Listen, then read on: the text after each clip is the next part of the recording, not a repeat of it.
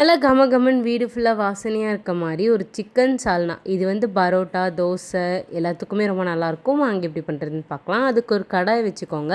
3 table spoon oil விட்டுக்கோங்க. இது கூடவே நம்ம தாளிக்கிறதுக்கு பட்டை, லவங்கம், கிராம்பு, அன்னாசி முக்கு, பிரியாணி இலை, ஒரு ஏலக்காய் இருந்தால் அதுவும் ஆட் பண்ணிக்கோங்க. ஆட் பண்ணி ஒரு பெரிய வெங்காயம் இந்த மாதிரி கட் பண்ணி ஆட் பண்ணிக்கோங்க. அரை தக்காளி, 2 பச்சை மிளகாய் ஆட் பண்ணிவிட்டு 1 டேபிள் ஸ்பூன் அளவுக்கு இஞ்சி பூண்டு விழுது ஆட் பண்ணிக்கோங்க. நம்ம வாஷ் பண்ணி வச்சுருக்க சிக்கன் ஆட் பண்ணிடலாம். ஆட் பண்ணிவிட்டு 3/4 டேபிள் ஸ்பூன் அளவுக்கு கல்லுப்பு ஆட் பண்ணிடுங்க. 1/4 டேபிள் ஸ்பூன் அளவுக்கு மஞ்சள் தூள் ஆட் பண்ணி நல்லா கலந்து விட்டுருங்க. ஒரு 5 நிமிஷம் கழித்து 3/4 டேபிள் ஸ்பூன் அளவுக்கு மிளகாத்தூள், அரை டேபிள் ஸ்பூன் அளவுக்கு கொத்தமல்லி தூள் ஆட் பண்ணி நல்லா கலந்து விட்டுருங்க.